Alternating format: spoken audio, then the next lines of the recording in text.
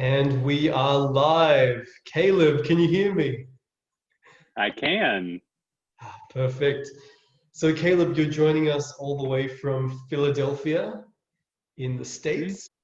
And a quick reminder to those who are just joining us, welcome to Pride in the Living Room, Jewmos edition. So, this project was founded by the Israeli LGBT task force, Agudah, in memory of the 2009 Tel Aviv Gay Center shooting and the Jerusalem Pride Parade stabbing in 2015. And Agudah founded this project to offer a voice and a stage to LGBT Jews from around the world, to share their stories, to encourage empathy and community. So, all of that said, it is my pleasure to welcome Caleb to the stage. Over to you. Okay. Um, so I definitely think I have a bit of a different story. I was not born or raised Jewish. I was born in rural Tennessee and brought up in a very fundamentalist Christian family. Um, Oddly enough, that gives me a lot of kind of what to talk about with my husband, who is also from an Orthodox background, because we both grew up without like a ton of cable or kind of anything secular was very heavily edited. Um, but yeah, I was kind of raised in an environment where I was religious 7 days a week, and religious services were a thing that happened every day of the week. And it wasn't really until I hit high school and started realizing that I was gay that I kind of was anything other than the perfect kid from the perfect religious family doing things in the way they were supposed to. Um, High school and college for me were a really weird time, kind of trying to find myself, trying to figure out the bigger world. Um, I kind of stopped having a relationship with my parents shortly after I came out of the closet. So I was very much on my own and very much trying to figure things out without a lot of experience in what the big wide secular world was like. Um, I knew I had a lot of questions. I was deeply religious and had a kind of long abiding faith in God, but also knew that I, wasn't welcome in and wouldn't want to be in the religion I grew up in. So I majored in religion and spent a good chunk of college and then my 20s kind of trying to figure out where I fit. Where was a community that loved the same God as me, but was also willing to accept kind of all of me. Um, I think on an emotional level, Judaism did that for me. I made friends in Hillel in college entirely through accident, not at all because I was there to find out about being Jewish, but I just happened to make friends who happened to be in those circles. Um, and then, as I started looking at Christian theology, for me, it just really didn't hold up. I wasn't happy with the answers that I was getting, and no amount of searching made those answers feel better. But when I started looking at Judaism and really reading what the rabbis had to say, starting to study Talmud, reading a lot of Midrash, there was just a real consistency and beauty to what was going on. This just gorgeous attention to every word and every detail, and a system that for me made sense top to bottom, which is something that I had not been able to find up until that point. So eventually I converted, and I converted through a conservative shul. I'd been attending a reform congregation in DC called Sixth and I, which is kind of like a really fun place to be young and Jewish. But I also kind of wanted something that maybe asked a bit more of me and yeah, just like kind of expected me to show up and volunteer and do my part. And I found a conservative community that was just a little bit more like that. Maybe a little bit older, though also good programs for people my age. And, it was just the kind of place where when I showed up for Torah study on Shabbat mornings and then would leave afterwards to walk home, people at the shul just kind of would pull me aside and say like, hey, you're skipping out before prayers. You need to stick around and pray. Like, we'd love to have you come sit by us. And that's just when I knew like I was in the right place. I was with good people. Um, and that's, you know, that's kind of been it for me. I met my husband at a Nice Jewish Boys event in DC. My friends and I had organized kind of like a 4-stop progressive Shabbat. So there was food at each of 4 progressive apartments, and we went from place to place eating. I had made the challah at stop 1, and he was visiting a friend of mine. He lived in New York at the time, but he was visiting a friend in DC. So we spent the day together. Basically, every time that I would leave the crowd to kind of get a little break, because I'm pretty introverted, he would often already be in the empty room, also trying to get a break because he's also pretty introverted. And so we just kept running into each other in empty rooms, kind of like ducking out of the crowd for a minute. And, you know, it turned out really great. We spent a couple years dating by distance, and then finally got married this past August. And yeah, now I'm in rabbinical school at the Jewish Theological Seminary, and my husband Gedalia is in cantorial school there. And you know, I feel like life is good. I have a lot of the values that I grew up with, but at the same time, I have a faith where they all make sense. You know, a faith where the relationship to God makes sense and the relationship to each other makes sense. And you know, I'm very lucky that there's very much a place for me in all of that. You know, I can bring my whole self, my, you know, kind of my love of books and my love of Torah, and also the fact that I'm gay and married to a man, and all of that is welcomed and accepted. And I don't know, it's a really beautiful thing. It's something that I'm grateful for every day. So that's probably, yeah, that's my story. That's the Clips Notes version. I want to thank you, Caleb, for giving us an insight into your incredible life. I think for many of us who are, you know, LGBT plus and Jewish, it's really important and you know, really insightful to hear the perspective of someone who has not grown up with Judaism, and you've found your way not because you were born into it, but because you saw something that you really resonated with. And you were saying that these days you're able to take the values you grew up with, but within a faith that makes sense. And I think those words really have an immense power to them. So thank you for sharing that. Absolutely. I have a couple of questions, if that's okay. Sure, of course. So you were talking about growing up in an Orthodox Christian environment. Was it like Anglican, Baptist?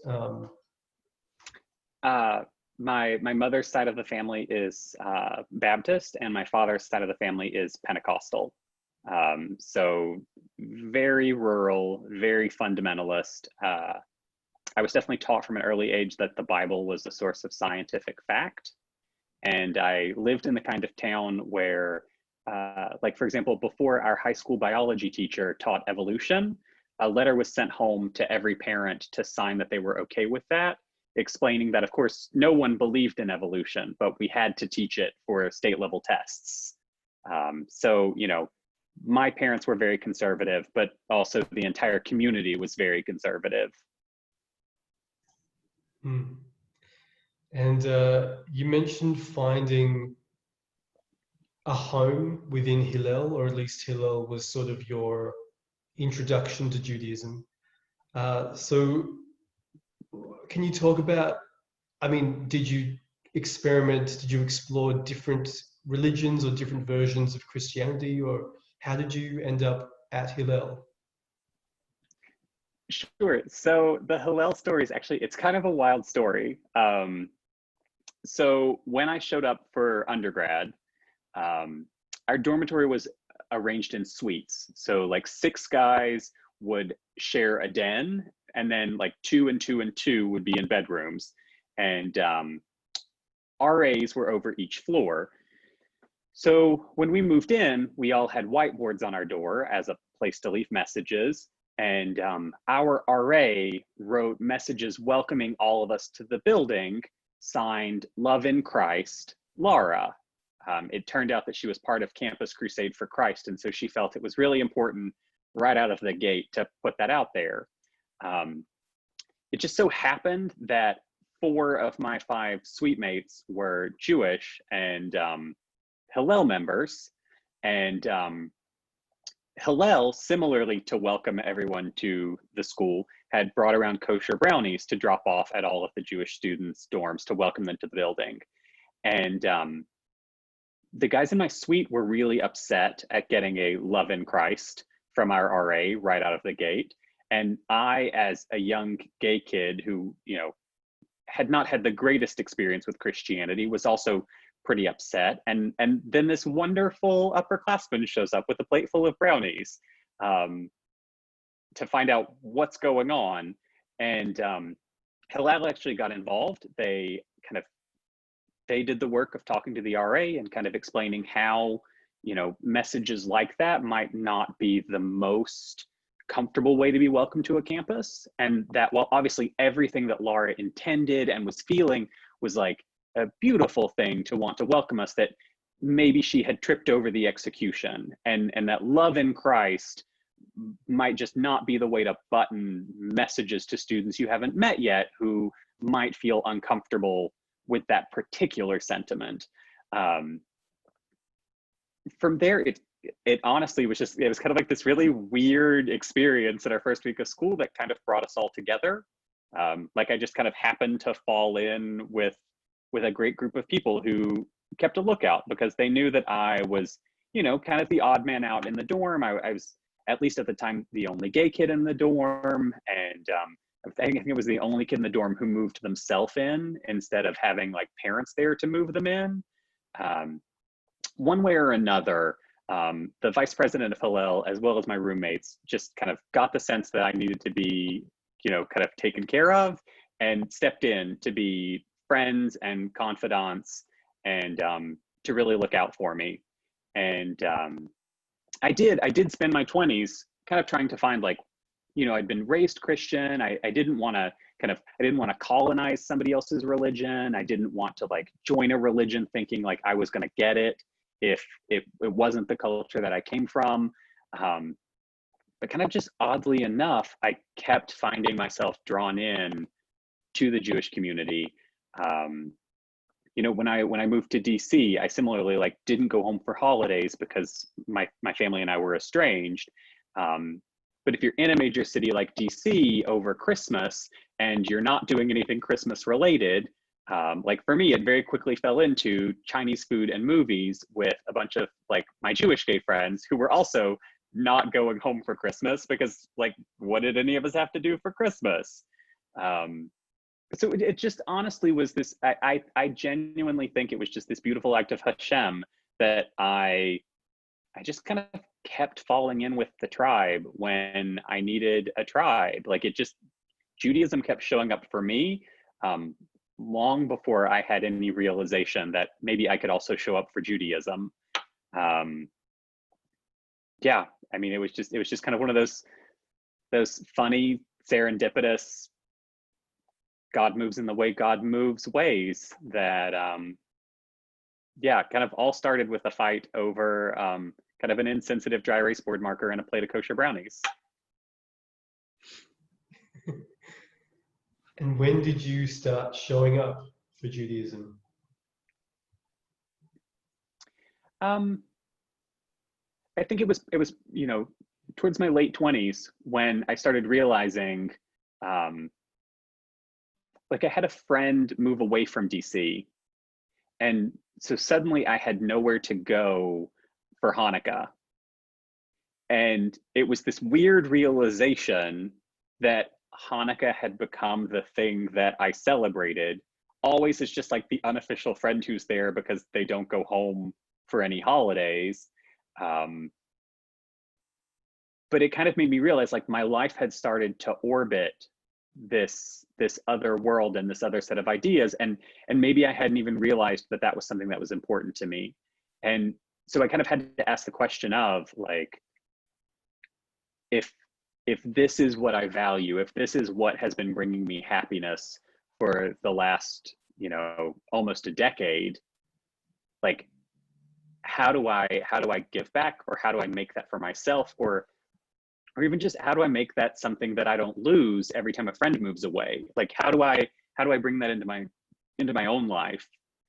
And I mean, again, it was kind of one of those funny things when I kind of told some friends, like, hey, I'm thinking about maybe like just going down to 6th and I for a service and seeing how it goes, or like, I think I'm going to go like just attend a class and just talk some Torah and see if it resonates. It very much did, very quickly. It just was a place where I felt at home. And I had a good handle on the holidays because friends had been inviting me for a long time. And I had a really good handle on the Bible because I'd grown up not being allowed to read much else. And I don't know, it all came together. Like I said, for a while, kind of very cautiously, kind of being around the edges. I didn't want to be the new kid in town, or like the weird guy trying to convert. But I don't know, I think somewhere in that whole process, being at 6th and I, eventually moving to Addis, Israel, talking to the rabbi about converting, it all just ended up being a smaller deal than I thought it would be. Like, I thought, like, gosh, I'll feel like an outsider forever if I do something like this. And that wasn't really what happened at all. It's not something that comes up on a daily basis. I feel a part and I feel welcomed. And, my rabbis were the ones who told me to consider going to rabbinical school because they thought it would be a good fit. And I just, I feel like it's at every turn I have underestimated how much I could be welcomed and included. And that's really been the thing. It's always been my caution that's held me back. My community, my minyan has just overwhelmingly drawn me in every time that I let them. And that's probably a big part of this too, is just learning to let the community love me, learning to let the community let me in. Probably required just dismantling a lot of internalized trauma and homophobia, because when I came out and my religious community rejected me, I just assumed every religious community would reject me, that kind of rejection would be forever. And that, if your family rejects you, certainly nobody else is ever going to want you.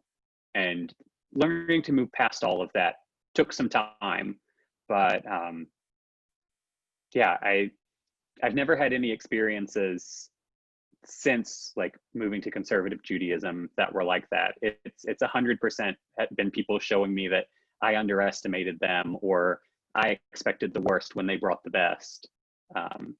So again, it's something to be grateful for. Sounds like you had a tough time when you were younger.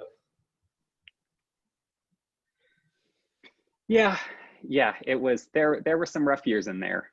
But it's nice to be on the other side of that, I'm not a scared religious teenager thinking that God's going to strike me down anymore. And kind of the family that I've found and chosen for myself, the friends I made in DC, the friends I make at shul, the friends I've started making at JTS, like it's more than anybody could need. It's a really beautiful network of support and love that I'm really grateful for. How painful was the bris? The bris was a very nice rabbi, and it took all about 30 seconds. So not too bad at all, luckily. It's good to hear. Yeah. So I wanted to ask you, as a single person, I just have to ask, how was the wedding? Give me all the juicy goss. So the wedding was easily one of the best days of my life. We had originally planned a very normal shul wedding for June of this year. And I had always thought that my wedding would be like 5 people. And my husband, who comes from an Orthodox background, had always thought he would have a small wedding of 750. But we had agreed on kind of a compromise measure, a couple hundred people. We'd have it at shul, like we'd have the service where our minyan meets every week. We'd have dancing downstairs in the shul hall. You know, we'd have like traditional separate dancing at the start, so all of his family members could feel comfortable. And then later on in the night, we might have some mixed dancing, so all of our friends in DC could just kind of, you know, let their hair down and relax. We got a great caterer. Sunflower Bakery is this amazing bakery in Maryland, an amazing kosher bakery. Everything was going to be great. COVID trashed those plans. We were not able to do any of it. But we kind of came up with, like I had a crazy idea that my husband signed up for, and it ended up working really well. We had a parking lot wedding at our shul. So we set up a platform and a sound system outside in the parking lot and invited some friends and family to decorate their cars and have a drive-in wedding. That way everybody could drive in, they were safe in their cars, they could be there on the day, but nobody would be like hugging each other or, you know, dancing or any of the things that you would normally see at a wedding. And I thought it would just be a stopgap measure. I thought like, maybe it won't be great, but it'll be okay. And I think maybe right as Gedalia and I first started walking to the chuppah and everybody started honking their horns and screaming out their windows at us, that I realized it was in fact going to be really wonderful. And that maybe I shouldn't have given the people in my minyan access to car horns, because the desire to celebrate with us, to play, you know, some people got out and like danced in their parking space and then got back in the cars because of course nobody wanted to be, you know, breaking any rules. But it was honestly just a super, super joyous occasion.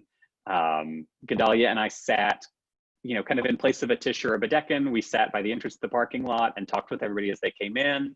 After the chuppah, we went to the exit of the parking lot and talked with everyone as they left. You know, our rabbi did a beautiful job. One of our friends, Gedalia's best friend, lives in Israel and was able to fly over. We were lucky enough that things were in a case where he was able to fly over so that he could sign our kasuba. It was a really great day. Oh, and the caterer made boxes that we could give everyone through the window of their car. So everyone still got some cookies and sweets for the day, even though we couldn't all eat together. But it was nice. It was so nice. I don't have any, I wouldn't do it any other way. It was a really great day. Sounds amazing.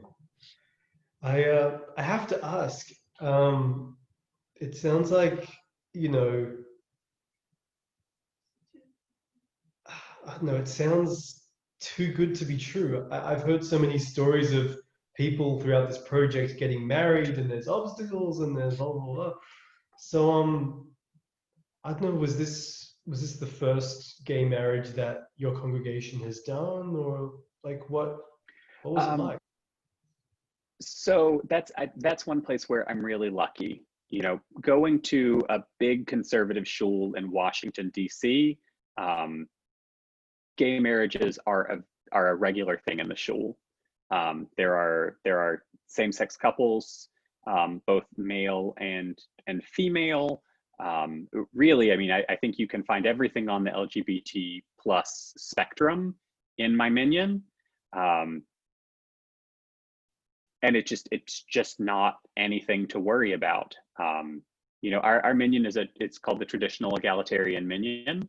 So we don't do a lot of the things that the conservative movement allows. We don't have microphones on the bima, and we don't have instruments, even though some conservative shuls do have kind of limited instrumentation. And there's another minyan that meets at the shul that like does have a piano sometimes, but our minyan is pretty traditional in terms of the kind of observance that we do. The parents take pride in their kids being pretty traditional. They're good kids. They're kids who spend a lot of time in Israel and learn a lot of Hebrew, and they know their Torah inside and out. But maybe the thing that is, I think, really exciting about our minyan is that alongside 80-year-old couples who, speak with a thick accent and are clearly kind of like very like awesome traditional Jews, you'll have a trans man and his wife and two gay guys and two lesbians, like all sitting around playing with their kids in the back corner with some blocks. And like all of that is just happening at the same time and kind of intertwined and enmeshed. And I have friends in Orthodoxy who are obviously dealing with their own version of what LGBT plus inclusion looks like, especially because I do have an Orthodox husband. So I feel like I see a good window into that world, and it is different. It reminds me a lot of the world that I grew up in. And I also have like friends who are Reform who, really don't seem to have any tensions around LGBT plus issues. They're not struggling to navigate those fields. But for me, I think I kind of have had the too good to be true experience with the conservative movement. There've been occasional flies in the ointment. When I was applying to rabbinical schools, I applied to JTS and Ziegler, and in my interview with Ziegler, I was asked if I was only a conservative Jew because I was gay, and if I weren't gay, wouldn't I just go to Yeshiva University or YCT? And I thought that was a pretty regressive question, but that's really been the rarity. Both in my wedding and everything leading up to it, I've found the movement to be really welcoming, and that's been nice. Is Gedalia here? Can he give a little cameo? Gedalia is in bed. I'll go see if he's still awake. But it's late here, so I think he's actually gone to sleep for the night. But let me check. I'll be right back. If you leave, then I'll have to entertain the crowd for a second. Well. Oh yeah. I think he's in bed for the night. Fair enough. It's been a busy day, no? You've just finished Shabbat. Yes. We just finished Shabbat. I read 6 books. Started a 7th. So it's been a very nice day. I feel like any Shabbat where I get through like more than 3 books is a great Shabbat. And so this was a really good one. I have 1 or 2 more questions, if that's okay. Sure, absolutely. What's the best part about Judaism for you? Oh gosh. I mean, I immediately want to say the food, and then I feel like that's such a silly thing to say. I think I'm going to double down and say the food. I was studying Vayikra this week and talking with some friends about why we think the sacrificial program ever existed in the first place, and looking at sacrifices, especially that like a portion was given to God, and then the person who gave it would also eat it with their family and friends and community members. And it took us into this side view of how important communal eating can be, and why we do it and what it can symbolize. And so I think like my first instinct when I say is like, oh, it's the food. And then I go, oh gosh, it shouldn't be that. But I think it totally is. In that food is a really good stand-in for the kind of egalitarian, involved, I don't know, just really beautiful way that Jews do religion. Like there's great theology and there's great, you know, we can talk theology, we can talk politics, but ultimately everybody's doing that sitting around the same table and sharing the same meal. And yeah, there's something nice about knowing that you'll be fed even if you want to fight with somebody over something. There's always an empty seat and a place at a Shabbat table or like a Kiddush club. And I think that that's just really beautiful. It is radical inclusion. Even if sometimes we just have to remind ourselves to live up to what radical inclusion can mean. It's baked in. It's in, you know, the Jewish DNA, and I think that's really lovely. So you're an out gay man within the Jewish spaces that you inhabit. I'm just wondering, are you out as Jewish in the gay spaces that you inhabit? I am now. For a long time, I wasn't. I definitely, in my early 20s, I would say like I very much just played that game of like being religious was something that my boyfriends didn't need to know about because they were obviously going to have a lot of questions at the idea of a gay guy who's also religious. And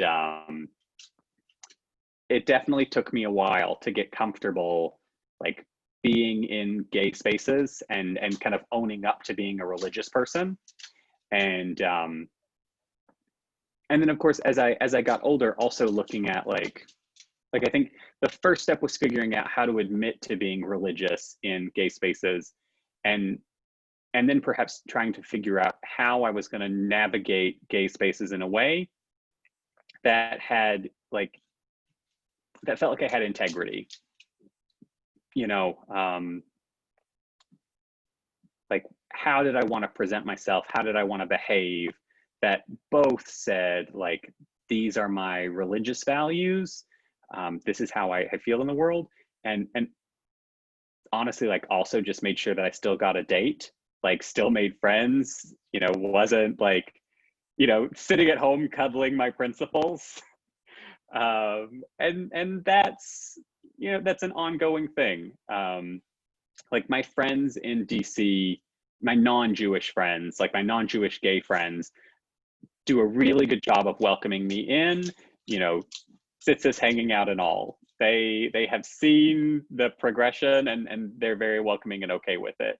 I also know it's weird for some of them. A lot of them are not religious in any way, but I am, and they live with it. I also just have found like the gay spaces within Judaism are a lot bigger than I realized. There are just awesome queer Jewish men and Jewish women and Jewish individuals who don't buy into the notion of gender. And it's as much fun as it is to be like Jewish in gay spaces, it's also just really, really fun to be a gay Jew in a gay Jewish space. You know, things like JQY's Pride Brunch, or even just having a Shabbat meal with 3 or 4 other couples where everybody's queer. I think currently that's maybe what holds the most interest for me, is kind of instead of trying to navigate those spaces like 2 separate spaces, really working to carve out spaces that are unapologetically both of those things, gay and Jewish, all the time.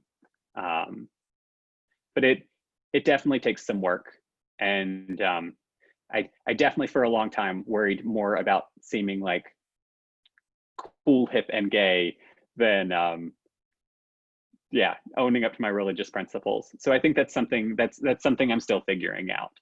But again, the Jewish community has those spaces if we're willing to kind of work to maintain them. I know there are many places in the world that don't quite have the luxury of a dedicated Jewish gay space or a Jewish queer space. Or if they do, maybe it's more about, I don't know, more about singles rather than dedicated couples. And So it's really beautiful that you have that.